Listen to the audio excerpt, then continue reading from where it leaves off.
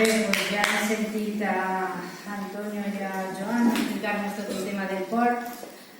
Torne a dir el que havia plantejat al principi, el cercle de Ciutat Vella de Podemos. Pensem que la ciutat no és un espai on utilitzar-lo per fer negocis, sinó que és un espai per viure, conviure, treballar, i que per tant la ciutadania té molt a dir i té que dir com se té que fer aquest espai, com se té que construir, què hi ha caben en ell i com disfrutar-lo. Per tant, tot el que havia plantejat el president del Consell de la Confederació d'Empresaris Valencians, el que havia dit abans, que això no és un problema polític, que deixem fer els tècnics, hem estat veient com tot això, a banda de que és absolutament antidemocràtic i que no estem ja en altres temps, estem en un país, en una ciutat on la ciutadania vol saber conèixer per a poder decidir què fa en la seva vida i en la seva ciutat. Tot això és el que hem volgut transmetre en el tema del port, en un país que encara que molta gent diu és que això està molt lluny, això està allà a la platja, però això està a si mateix i repercuteix absolutament en tot. I bueno, pues ara vos toca a vosotros si voleu plantejar. Señor Olmos, es que ha hablado de la anomalía democrática dentro de y de que debe modificarse la ley de puertos. ¿En qué sentido? Porque a continuación ha dicho que el alcalde, si hubiese levantado la mano en unas condiciones democráticas, habría paralizado todo el tema. ¿Lo he entendido bien? Pues muy breve, muy rápido. La ley de puertos establece que hay unos espacios litorales que son los puertos llamados del Estado, puertos de interés general, que están sometidos a una legislación especial, al margen de la legislación urbanística. Y cuando el Ayuntamiento de Valencia establece su proyecto de futuro, plan del 88, por ejemplo, el puerto no cuenta. Es decir, no puede decidir qué va a pasar ahí. Si se va a ampliar, si no se va a ampliar, si se va a convertir en una marina deportiva, si se va a convertir en un espacio de ocio, si se va a convertir en un centro comercial, no puede intervenir. Porque quien decide qué pasa con el puerto es el Estado, porque es un puerto de interés general. Hemos rebatido más de una vez diciendo que no necesariamente las cuestiones de interés general las tiene que gestionar el Estado. ¿Por qué quiere decir eso? Que los municipios no tienen madurez para gestionar temas importantes, que las comunidades autónomas no lo tienen. El puerto de Rotterdam, que es el puerto más importante de Europa, en él tiene una participación determinante el Ayuntamiento de Rotterdam. Vale. Por lo tanto, ¿en qué línea debería ir la modificación de la ley de puertos? Pues es lo que estamos hablando. Sometimiento a la legislación urbanística, mayor control de los ayuntamientos que están afectados, sometimiento a los procedimientos ordinarios a las competencias de ordenación del territorio y del medio ambiente, que por cierto corresponden a la Generalitat, y un cambio radical. Es que son exactamente lo que ha dicho Antonio, es como el Vaticano. Es que es un Estado pequeño, pero que tiene un poder extraordinario porque no está sometido a las leyes de verdad. Y lo hemos dicho nosotros también en alguna ocasión, que tampoco hay que exagerar.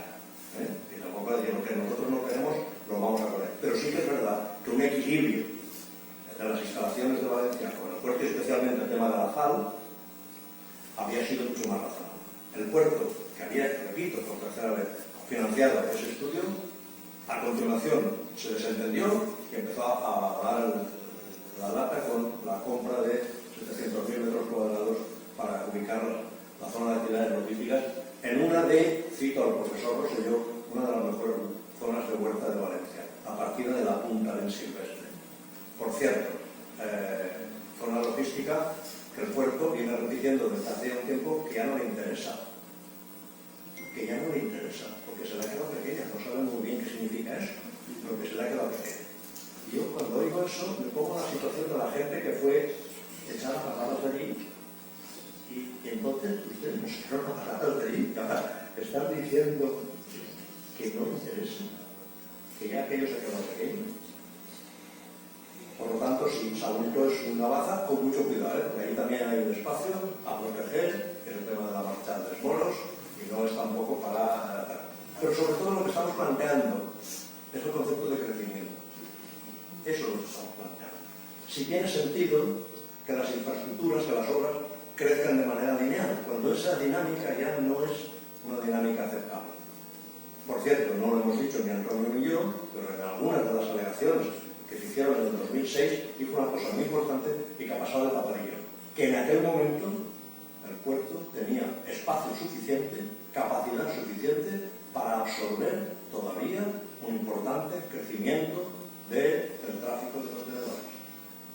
Que no hacía falta la ampliación, eso lo dicen compañeros míos que hicieron alegaciones muy sustanciales después de estudiar la maniobrabilidad, y eso ha pasado en muchas instalaciones de nuestro país, que se han querido ampliar cuando todavía no se habían suficientemente explotado los.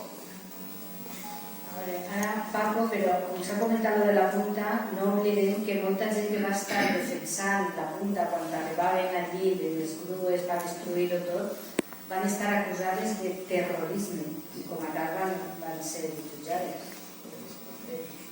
Paco. Sí, soy Paco también del Círculo de Ciudad Bella y quería aportar una visión que quizás esté contenida dentro de la generosidad de los datos que habéis aportado, pero quería matizarlo. Vamos, a mí no voy a decir que me ha sorprendido, porque es un modus operandi demasiado habitual el de utilizar los recursos públicos para el beneficio privado. Digamos que ese vector no lo tenía tan claro. Sí que han habido muchas informaciones sobre el daño, sobre el atentado a la salud de la ciudadanía que esto supone, y esto pues lo entiendes porque el neoliberalismo pues suele actuar así, es decir, prioriza la productividad frente al interés de la mayoría. Esto ha sido y es, y esperemos que deje de ser cuando acabemos con el neoliberalismo, empresa en la que estoy completamente implicado. O sea que es un caso absolutamente pragmático. Entonces, yo agradezco muchísimo los datos que habéis puesto sobre el tapete, porque esto lo único que lo puede salvar es la movilización de todos. Y la movilización no solamente tiene que ser un acto pasional y reflexivo, la movilización tiene que sostenerse en el conocimiento, y lo que habéis aportado hoy creo que nos da fuste para poder luchar, y hemos toreado en plazas también muy complicadas. Acordémonos del cauce del Turia, las movilizaciones que se generaron. Yo creo que el objetivo de los que de alguna manera hemos visto la luz en todo lo que nos habéis puesto sobre el tapete es en intentar, como mancha de aceite, ir haciendo crecer en la ciudadanía la idea preclara de que esto es un atentado, de que esto solamente beneficia a unos pocos, que no es cierto lo que nos cuenta el liberalismo de que con el PIB más elevado todo el mundo vive mejor. Las empresas que van a disfrutar de esto son empresas que probablemente tengan su fiscalidad muy lejos de aquí y quizá en paraísos fiscales, y esto es un atentado contra la ciudadanía. Por lo tanto, muchas gracias, y no olvidemos que el enemigo esencial, por aquello de contextualizarlo, es el liberalismo que en este momento rige en nuestras vidas. A mí lo más importante es a mí me hace reflexionar que estem enfront quan el president dels empresaris diu, o sigui, que s'autoritza a tot el món, perquè ell el que vol és que això seguís davant, en realitat és un exemple del domini de la classe dominant. Parlem de democràcia i s'ha posat de manifest que la democràcia està molt limitada. Si no se plantegen els problemes tècnics i de salut en un context polític, en un context d'anàlisi de quin tipus de societat vivim, doncs no eixirem d'aquest domini. O sigui que la idea del domini de la classe dominant que ens desautoritza a tots i que no me busca fer un negoci en un lloc que per a mi, per exemple, el Nazaret és un record de la infància. És el puesto on anava jo en el tramvia, en la meva primera amor, a sentar-me allí en una pedra que hi havia unes pedres allí per a trencar el mar, que eren de Rodeno, i allí passaven el matí a la del tramvia i tornaven a casa. La desaparició d'això, la lluita en la punta, en la que un amic meu que tenia un marcapaç que estava a punt de morir, de la repressió policial que hi havia en aquest moment. I aquestes coses, després, quan es tenen i fan les anàlisis, no es comptabilitzen. I encara añadiria una cosa més, és el tema de l'Estat que permetís l'Estat de Madrid i l'Estat de València, el Consell que permetís tindre una part del territori dels valencians en mans d'una organització en idees privatitzadores i on el principal líder o president o el que sigui, l'Audelio, que perteneixia al PSOE, i no sé si això és un exemple de porta rotatoria o que me col·locaven allí i que està lluitant contra els interessos del valencià. Això és el resum que trac jo de lo que ha sentit i veig el futur molt negre entre el poder de la classe dominant i el de l'estat centralista és molt gran.